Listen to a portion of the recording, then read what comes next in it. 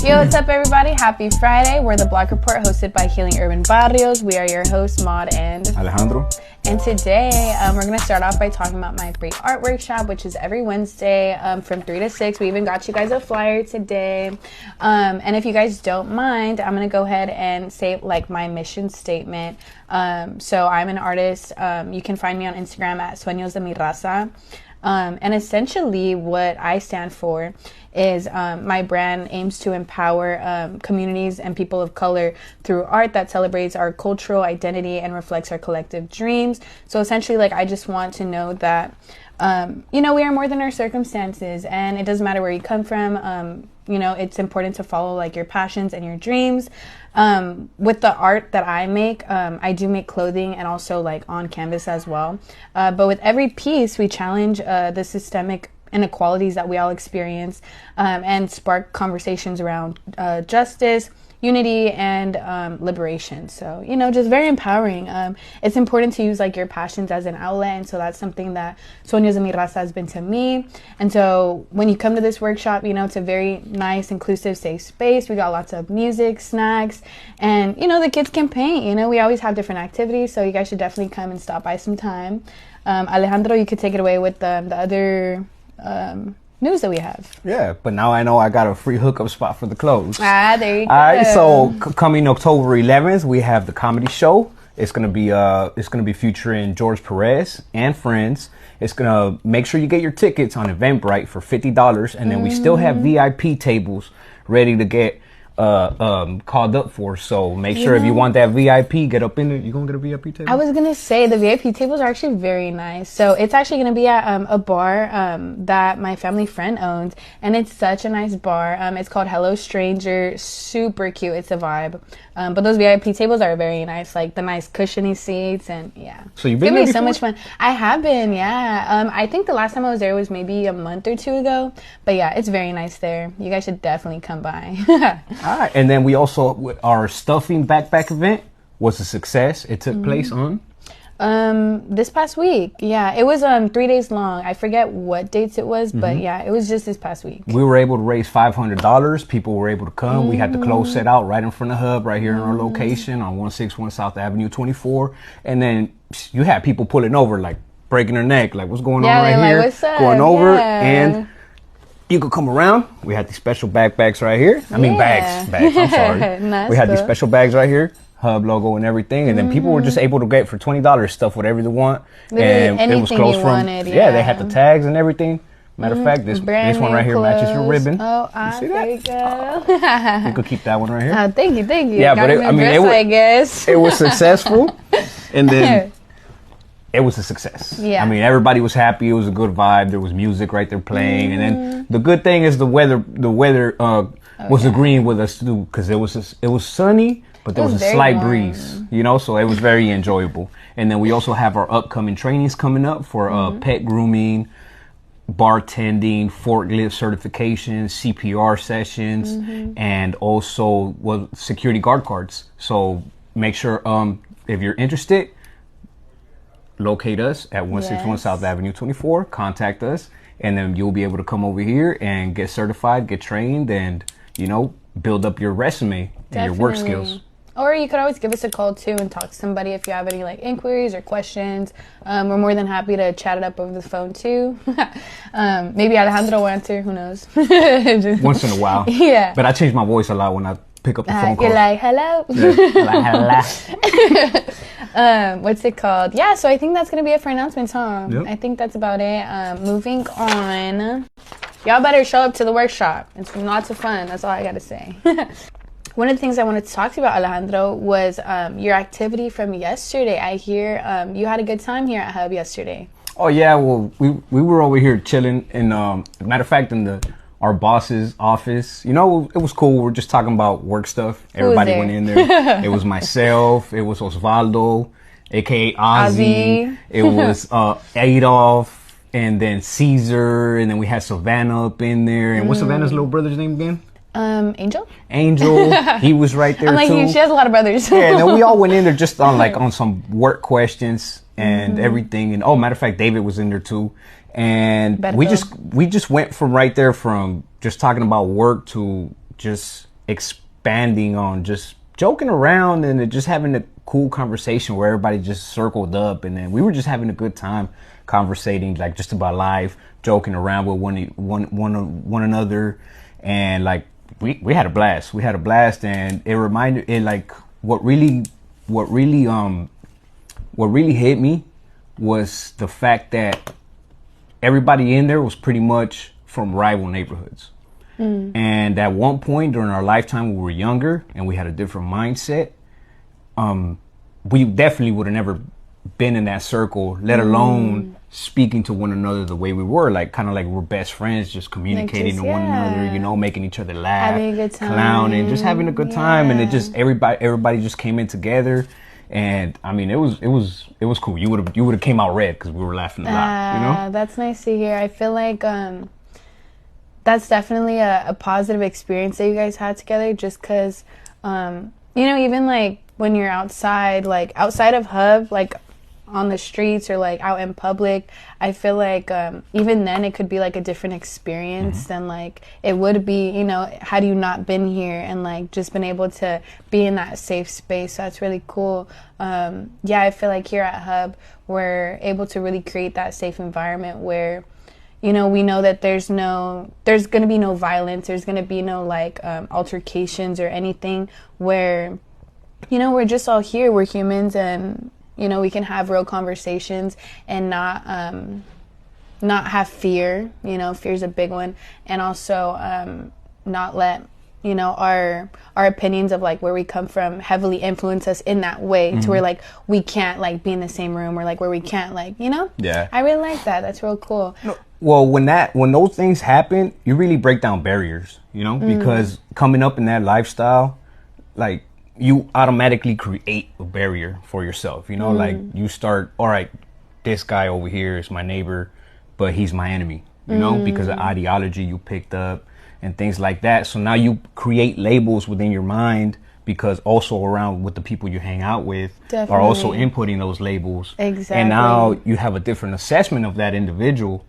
And next thing you know, you run into them. That's where the problems start, and it's just like bigotry and bias, and it's just unnecessary ignorance, so to say. And so when we come around one another, everybody right there is grown. Everybody's working, taking care of their responsibilities, trying to help out the community.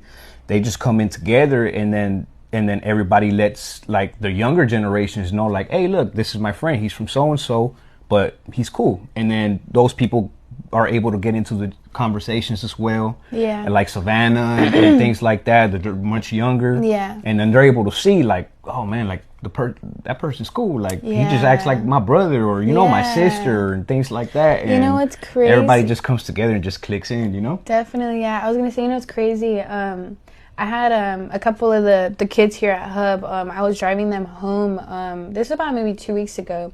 But when we were in the car, I actually brought up that subject, and I was just like, you know, when you really think about it, like the question that I had asked them, because I wanted them to like, you know, have the wheels turn in their brain a little bit, was in regards to like enemies, right? When you're in a predicament where maybe you say you meet someone outside of that, and like maybe let's say they're your enemy but you don't know it yet, and like let's say you hit it off, let's say you're cool and like you're friends, like you're laughing, whatever, and then you find that out, how does that impact like the way that you choose to, you know, engage with that person again? Or like, do you have friends that are from another neighborhood that like your neighborhood, you know, doesn't agree with or get along with? Yeah. And the kids, like they both kind of had different answers, but essentially they did say that when there is that barrier, like yeah, they'll recognize one-on-one, like, hey, we're cool, but if there's a problem within our communities, you know, that does impact, you know, like, oh, we can't hang out together, like, oh, like, you know, maybe like something goes down, and it's like, there's how you said, like your communities, what they have to say, it does influence like who you can and can't hang out with. And I feel like what I like about Hub is that here it's like we recognize that like there's more to us than just being from your community. You know what I mean? It's like having that I'm an individual person and like I can, you know, get along with somebody, like that's important to have, rather than just like being clouded by that judgment of like, oh, like I shouldn't talk to you, you know. So I feel like that's really good. Yeah, and it's critical thinking, and that's a good thing about education. And what I love about this place is that we have staff members here that come from that lifestyle, and like I mentioned earlier, they're able to speak to their younger generations and just educate them on stuff like, look, it's if you keep on going the path you're going, you're going to end up in prison. These are the consequences. Right. We lived it, you know, because we've had people right here that were in prison supposed to be doing life. They're not even supposed to be out right now. Yeah. But because they earned their freedom through education, through positive programming, through just interacting correctly in that community setting within the prison system, they got to see the real in and outs. And then in there, you're actually forced to be living with your actual rival gang member, you know? So you come to see him and be like, man, that guy's cool as hell. Because I remember going up in there, there was a lot of individuals sometimes that like, I kind of like admired them, and like they groomed me, they educated me, and then like we just have a total good time. And then I'll run into some of my homies, they're supposed to be my homies, and I would not like them at all. You know, I'll be like, no, this guy like he just rubs me off the wrong way, you know, and it just tries to put me in the wrong path. But I have like my enemy, so my so-called enemy right here, actually trying to put me in the right path. Yeah, you know, that's when you start associating. Like it's you are who you surround yourself around with, you know. Definitely. So right here we have a good environment of people that are just have that right mentality, you know. Take care, educate yourself, you know, take care of your responsibilities, you know, take care of your community, take care of your family, work, try to get better every day, you know. And then people that've been through the struggles and been stigmatized, they've been abused by the system, because that does happen as well. And that's what actually leads them people to start going into that lifestyle more, you know, whether it's police abuse or just even the court system. Just systemic. Setting you up issues. And everything. And that'll actually harness somebody to go in there. So that education and that support, and then having different individuals that'll be like, you know what, you're supposed to be my enemy or whatnot, but like I got you. You know? And you know what, that's something that people here at Hub have also talked to me about, that like out here it's different than when you're in there too, because it's like out here you may be enemies, but like when you're in there it's like you're going up against a whole different beast, you know what I mean? It's like you come together more in unity and like, and just like, hey, like I'm gonna look out for you or whatever, because it's a lot different, like the environment and everything in there, right? Because everything in there is like, I would say like, they say it's racial. It is, because that's how it started, because everything in the system would be like segregated upon races, but really what it really is it's segregated by gangs, you know. You got black gangs, that's why they say it's racial, you know. You have Hispanic gangs, you know, and then the white gangs and the Asian Pacific Islander gangs. But the thing with that, why I don't consider it racial to the ultimate extent, is because you have people that are from Hispanic gangs that are black or white, and vice versa with black gangs and things like that. So it's really just like a gang thing in there in the group you roll with. Like, all right, you know, you're from so and so, but you're white. All right, so you're still rolling with us, you know. And this is the affiliations that you put yourself into, and then next thing you know, everybody in there sticks together because you got to stick with your group. So the individual that was once your enemy, it's now actually your cellmate, and that ends up probably more than likely becoming your best friend. Right. And I feel like at the end of the day too, like when we really think about it, not to sound like ignorant in any way as to like you know, the streets and whatnot. But like at the end of the day, I've always like fully believed that we're fighting a bigger issue. At the end of the day, it's the system. You know what I mean? And it's like, you know, the system wants us to be more distracted. They want us to be put against each other. They want us to literally have war upon one another and kill each other and harm one another. But at the end of the day, it's like that's how it's set up, so that, you know, they can put us into the prison system, so that they can stop us from having, you know, better opportunities for ourselves, or like wanting to further ourselves through education or anything else. And I feel like that even in itself, like that's a whole nother rabbit hole to go down, because it's like when you face like systemic issues the way our community does. It's like we have lack of finances. We don't have enough like educators in our schools that like actually care about whether or not you succeed. And I feel like I thought of that the last time we talked a couple weeks ago, when you were saying that like you wish that you could go back and like talk to your teachers and be like, look, like this is who I am now. You know what I mean? Because you know, sometimes like we feel like we're not cared for, and that's why, you know, Hub is so important, because like we show people that, look, like you are more than your circumstances and you can be better. You know, you can be in another place in the future where like you might not see yourself right now, but if you work at it, if you know, want to be a part of our trainings or anything like that, like we can do that, you know? Yeah. No, and that's beautiful that you mentioned that, because I've witnessed that, like how you have grown men that are set off in different in different groups, and they come together, like, because you have to, everything in there is about respect, right? You know, so once you give that person that respect, then you can start getting to know them, live with them, because regardless, you're gonna live with everybody in there. You know, it's it's like COVID all over again, but in there, and then just everybody's in there. Yeah. And you get to learn from people, you get to bond with people, and you be like, look, that man might be from like a black neighborhood, but like that's my coworker, and like that's like we're cool, like we're real cool. yeah. And then bonds start happening, but what ends up happening is the system starts throwing loopholes in there, right? Starts throwing little curveballs, so should I say, changing up the program, like, all right, just so they could create tension within the system, because to continue the rioting, to continue the arguments, to continue everything else like that. And now you have people in there, unfortunately, they fall under the circumstances to where, next you know, because of the rules that have been set from generations long before they came around, right?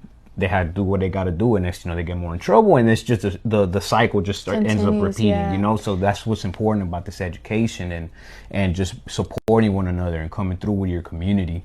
And I feel like even just beyond the prison system, like that kind of made me think about like political tensions now, and how, like, you know, the news and the media, like, they try to push things, like, to instill fear in our communities as to, like, just what's happening in general. And, like, when we have, like, a lot of protests that take place because people want to, like, speak their mind and, like, you know, just, like, show that we're, like, still here and, like, we have our beliefs and, like, we're, you know, coming together as people. That's something that I feel like the system tries to do as well. It's like, oh, like, they're rioting. Oh, like, they're doing this, they're doing that. And it's like, they're trying to create control over, you know, over the masses.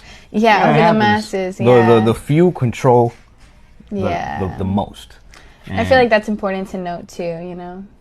That's why it's always good to study sociology or any sociology books and things like that. And it's just mainly get educated, you know, so you have that critical thinking within yourself. Yeah. But I really appreciate having conversations like this, you know, because I feel like in the day-to-day, not everyone, like, has these type of, like, deep conversations where we really, like, assess, like, what we think about, like, our communities and just, like, the systemic issues that we all face together. And we're going to continue to have these conversations, you know, because they're good, because that's how you grow, that's how you bond, that's how you help one another out. Exactly. And then, I mean, the viewers could chime in, too. What do you guys think? You know, your comments are more than appreciated, more than welcome, because we want to know what you guys been through. We want to know what you guys think about what we talk about, especially when it comes to issues like this. 100%. And especially because we all have, like, different backgrounds, and, like, we all, you know, come from, you know, different points of view. Like, it's always important to, like, have these types of conversations. But yeah, you guys should definitely, like, you know, put your input in the comments. And thank you for joining us for the Block Report. Again, we are Healing Urban Barrios. I am Maud and Alejandro. Make sure you follow us, subscribe, and like at healingurbanbarrios.org. Stay classy. Stay classy. We still gotta get that stay classy down. What's going on?